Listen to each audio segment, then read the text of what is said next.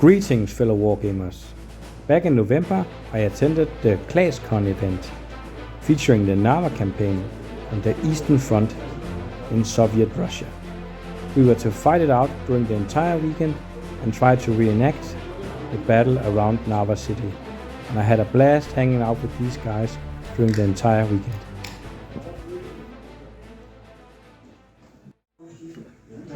So, today I am at Klaescon where we are playing the Battle of Narva, and today is a big battle that will determine stuff for tomorrow. And I'm here with one of the organizers, Morten. Hello. What's this event about? Today we're playing Friday and Saturday. Friday is a big common 8 versus 8 game. Tanks only. They are competing for objectives, and every objective gives them a shot each turn. So just pure fun. Tomorrow we're going to play a historical battle around the Narva city in 1944 in February and March. And it's going to be very historical focused with the units that were available, so no Joseph Stalin tanks, Ferdinands or anything, only small medium tanks, and Max and Panther or Tiger. And no Panzerfaust, by the way, so that's great. No Vollsturm. So non-meta lists, and we're going to play 3 games, try and see if the Soviets can take the city. Yeah, with a lot of Firestorm units. Yes, so the Soviets have 70 points and the Germans have 90-point lists. The Soviets will get a lot of stuff. So 4+ safe infantry that you never see, T-34s, you never see those either. The Germans will get some elite Tigers, Panthers. Yeah, like Karius and Kasia and stuff. Yeah, like Karius will be here. Here. For anybody that hasn't read his biography, Tigers in the Mud, Yes.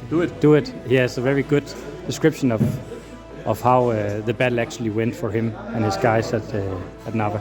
But Morten, what is all this liquor about? There's like around 10 objectives on the table right now, and you turn them on. I got this trick from Søren and Gisli on Iceland. You turn on the objectives, so when you start a turn, you score that many points. But before you do anything, the commander needs to distribute the number of shots equal to the number of points they score this turn. So hopefully it will, Okay. It's the Einherjar rules they have in Polar. That's really nice.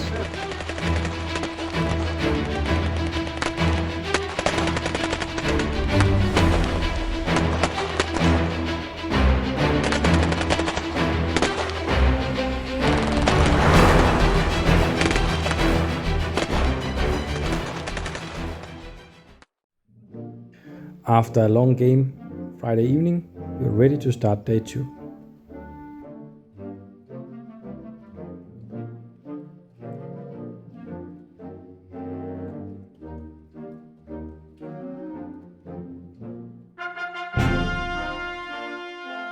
Morten carefully began explaining us how the campaign would be run. We were to fight in 3 sectors surrounding Narva city itself. Morten is very good at trying to incorporate real-life stuff into wargaming and actually thinking about historical aspects, and also how he can engage the players in intriguing and interesting games. Each side also had to choose one of the guys from their team to be the leader of their army. Here I'm trying to showcase some of the tables that we played on. Morten and Jens had really put a lot of effort in decorating the tables so that it would look like the actual part of the front that we were supposed to fight on. Jens, who is also one of the TOs at this particular event, is very skilled at building tables, and it really makes for a great atmosphere when the table also look like it is actually the real deal. I volunteered to be the general, and the guys accepted. So I became in charge of handing out the different Firestorm units to each player. One very cool addition to this campaign was also the fact that we could actually hand out units from our own army if we were not in need of them. So for instance, if we had to face off against an armored unit, we could issue a guy some of all our infantry if we didn't need it, and vice versa. It was a great way of depicting Kampfgruppen, or battle groups, as the Germans used during the later stages of the war. These Kampfgruppen would often consist of different units from various branches of the army. It could be stragglers from the artillery, ragtag units from either an infantry regiment or a Luftwaffe field division. Basically, everything near the front could be utilized in trying to fend off the enemy.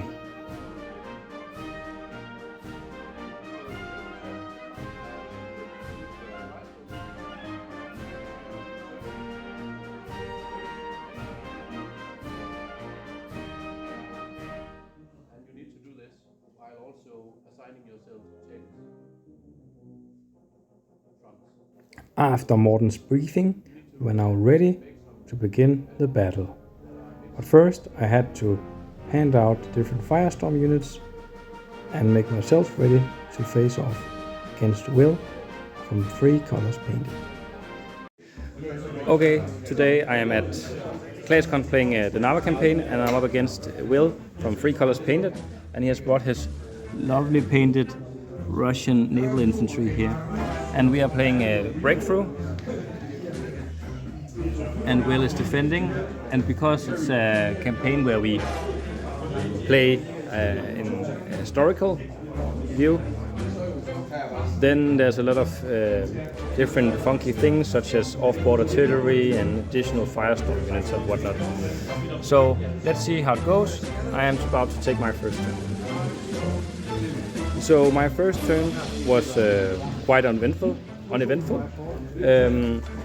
I opted to switch some of my artillery's fire up to here, and I killed like how many stands, William? Like 5 stands or something? Yeah, you killed 7. 7 stands.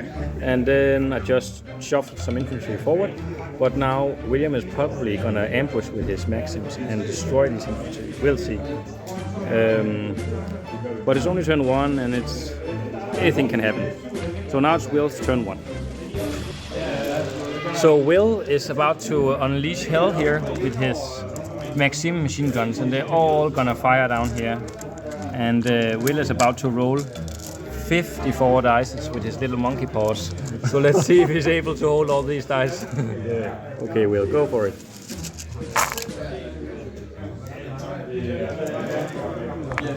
So you hit on force. Let's see how many hits it is.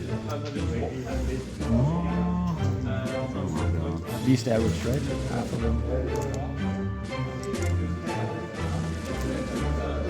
We'll be back after. So after Will's a huge amount of shots, he killed me down to 2 stands. So when it's my turn in a minute, I'll have to do a last stand test. But Will rolled 54 dice, and he rolled bang average. And he just explained to me that these dice here are almost average or 1 point. So that is nice. Dial 2s unfortunately didn't manage to hit anything here. He ranged in and needed a 6 to hit one of my heavy mortars, which he did. But then on a 2+, he managed to roll a 1. So not always so average, these dice, I think.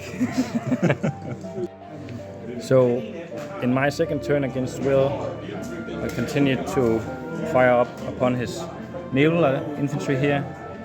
Managed to kill a lot of stuff in combination of using 2 batteries, my mortars, the light ones and the heavy ones, and then also direct fire from these guys down here.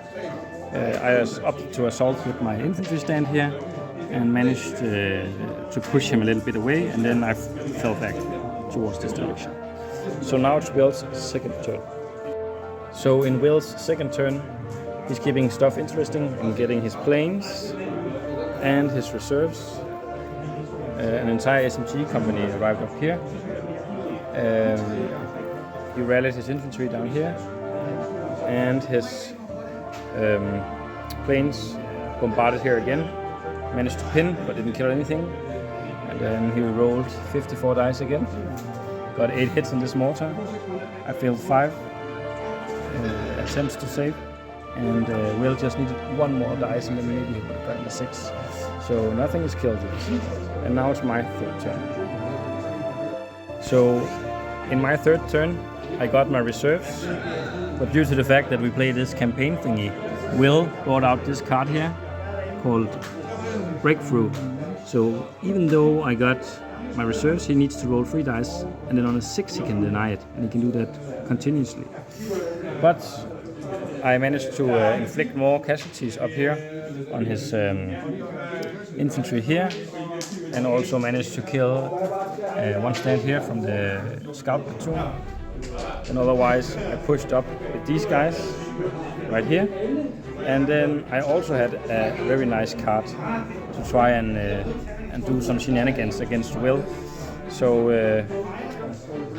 the cruiser Bensound, which is an off-board artillery unit that can bombard every turn, bombarded here, but only killed how many? 2 stands? Will? Yeah, 2 stands. So now it's Will's third turn. Let's see how it goes. So in my fourth turn, I continuously pushed up here with the reconnaissance vehicles towards the objective. I tried to range in with the mortars up here. I was too close with my previous shooting, so you had to try and move it. I didn't manage to do it. I also tried to shoot with the heavy mortars up here. Didn't manage to hit. But my off-board artillery in the form of Prince Eugen killed 6 stands here. And then otherwise I just shuffled off a little bit more towards the objective. And now it's Will's fourth turn. So in my turn, in Will's turn 4, he opted to try and assault some vehicles up here. He didn't manage to get his last remnants of his naval infantry in, but his scouts up here went in and pushed me away. I didn't counterattack, so I had to break off. Otherwise, he got his reserves in, some more naval infantry up here, and his very fearless infantry up here didn't manage to unpin, so they're still stuck. And now it's my turn 5. And as you know, it's breakthrough, so I can only win from turn 6 onwards. So let's see what happens. So in my 5th turn, I pushed up towards the objective, and Will is holding on here with 1 infantry stand. And now he just received his IL-2s, very clutch. And otherwise his infantry up here remained pinned. And these ones remained pinned. I fired some mortars and stuff on them and killed the other stands. And that's pretty much it. And Will doesn't have any more reserves, but let's see if the glorious Soviet Air Force can clear out these looted T-34s. So in Will's 5th turn, his scouts up here in the trees ran away, but he got in his IL-2s. He tried to do something very glorious with a Hail Mary, try and destroy or bail him, kill him, force these ones to die or bail out, and then make a last stand move. And if he had managed it, we would have continued to play. But unfortunately, he didn't. So, thanks for the game, Will. I'll play you any day.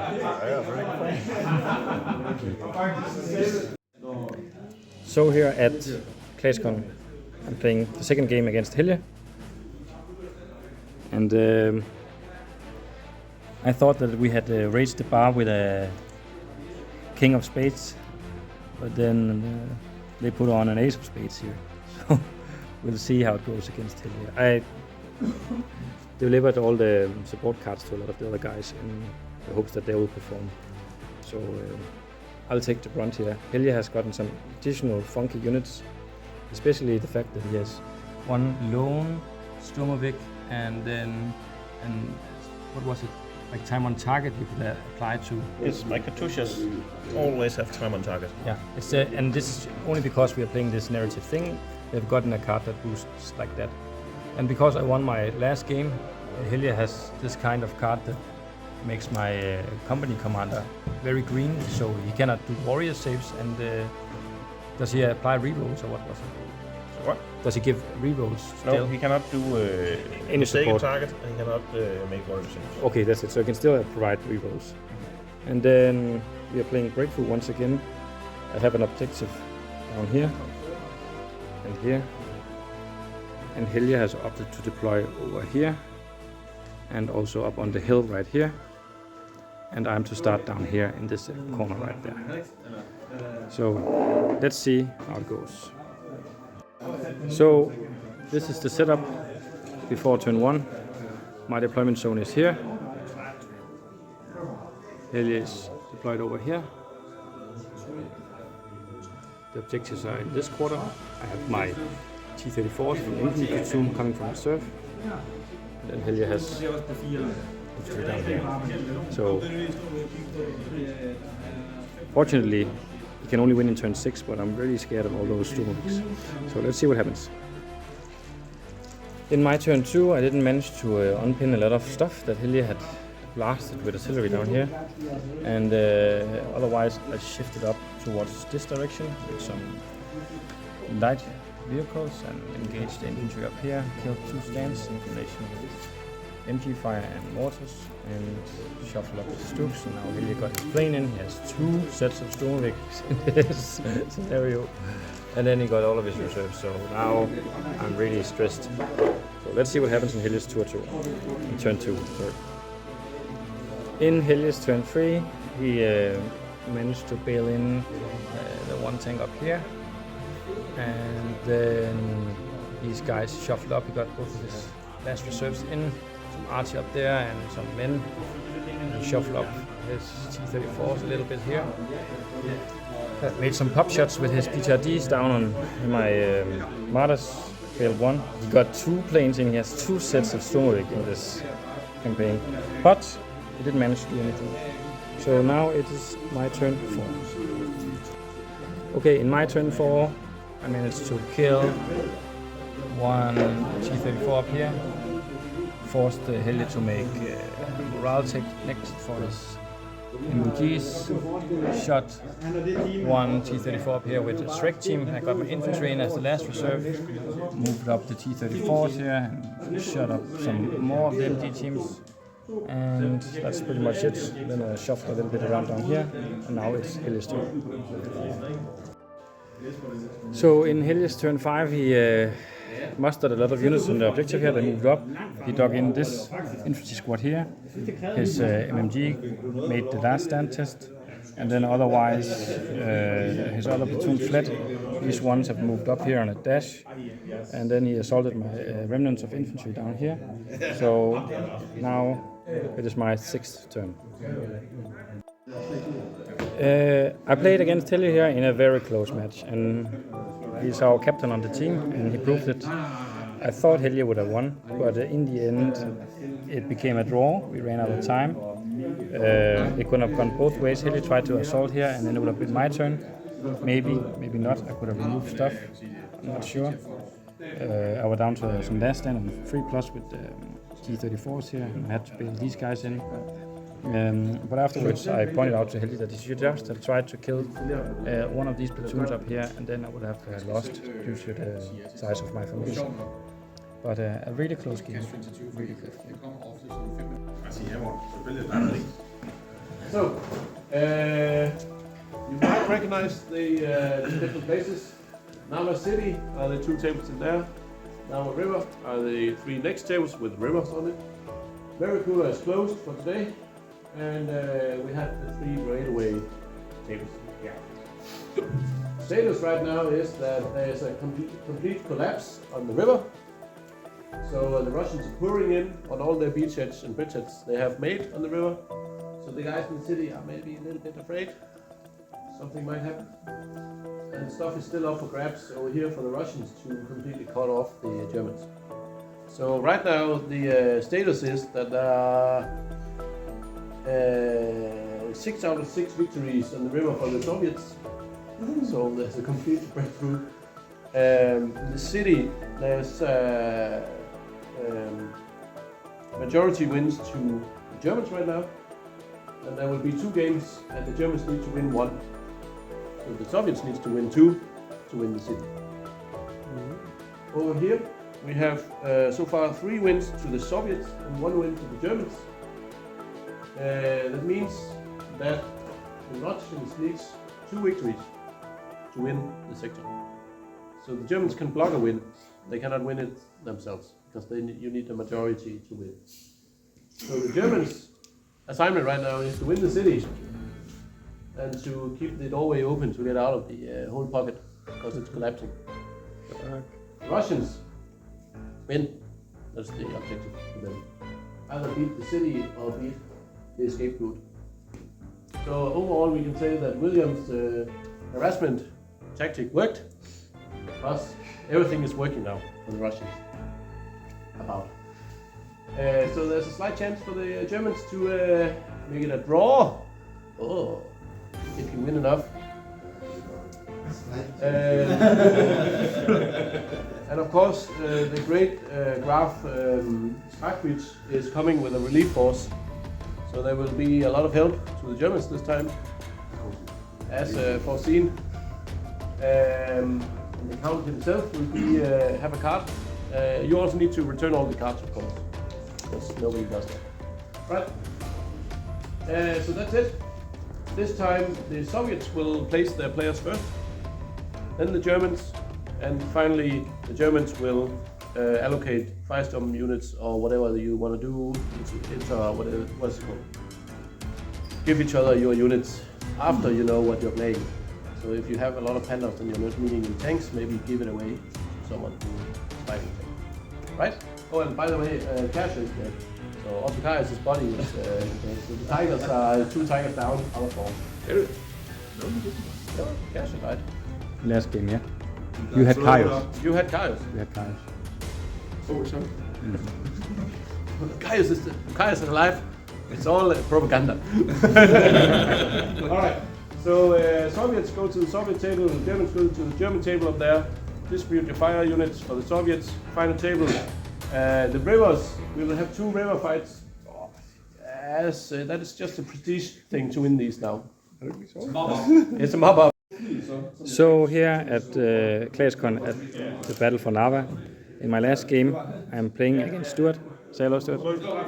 And he's with the guys from Three Colors Painted, and they've taken the trip all the way to Denmark to play with us guys. So hats off for that. In the last game here we are to defend these very important cities here and also down here, and I'm fighting in this sector. And Stuart and I are playing Dust Up, and he's up to deploy over here. He will get his reserve in this quarter, and I'll get mine down here. I've been issued some Panthers as a firestorm unit, and then otherwise we just had the roll off, and unfortunately I lost, so Stuart needs to go first, so there's no artillery for him. We'll see if that will be clutch during the game. So Stuart is about to start the first turn. Stay tuned. So a quick turn 1 for Stuart. He just shuffled off some of his Valentines here. Tried to do a follow me, but only the commander moved ahead. And then otherwise he's just keeping guns to ground with all his stuff. And now it's my first turn. So on my second turn, I managed to kill 1 Valentine up here. Range in with my mortars up here, but didn't manage to kill anything. I popped 1 gun here with an 88 and shuffled up my martyrs down here, and that's pretty much it. I also just moved the recon back, and now it's Stuart's second turn.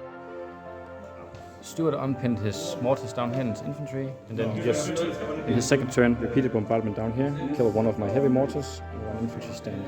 And then he moved up his Valentine to here, and then otherwise opened fire with his MMGs here, and tried to kill some guys down here, but didn't manage. So now it's my third turn. So meanwhile Stuart is just doing bookkeeping here, just rolled Stuart, and then I'm just gonna go through my fourth turn. I think he flees, yeah? Is he fearless? I shot up his Valentines here. I didn't manage to bail in my martyrs. He gave me quite some trouble. And then I managed to go up here with the Panthers and assault this gun up here and force him to do a last stand up here, Stuart? Yep. Go. This gun. Okay. So they left now, and then I bombarded his infantry up here, but they read it, and now he's trampling down towards my objective here. So we'll see what happens. Now it's Stuart's 4th turn. So in Stuart's turn here, he tried to assault up here. He killed one martyr here, shuffled up his tanks here, bailed out one stock with artillery, pinned down everything up here with artillery, and then otherwise he got his PTRD rifles in. And now it's my 5th turn. So me and Stuart had a good game, but eventually he tried some really courageous charging here, and I repelled his assault, and then I won on that objective. And we talked about that Stuart could have formed up a line here and just bomb rushed through here. Yes, he would have lost some T-34s, but could have really pushed and punished my stuff down here. But yeah, a good game. That went right down to the wire. We only had 15 minutes left. So Thanks for a great day, and yesterday as well, if you can remember that day.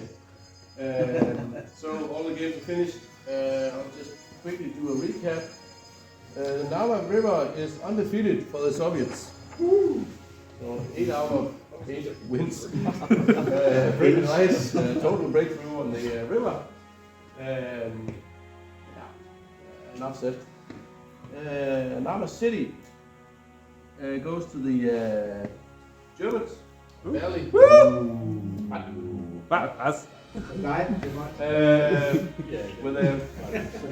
4 wins out of 7 games. So barely clinging on to Narva. Festung Narva. Unfortunately, the railway was cut off, so it's now a siege. So they're retaking it just like Leningrad. Then we can attack in all directions.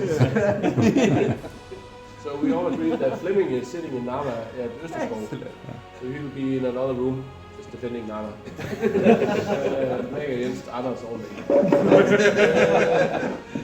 So the railway was 5 out of 7 wins. 5 out of 7 games, so they won 5. So they got majority in 2 sectors, thereby claiming a minor victory for the Soviet Union.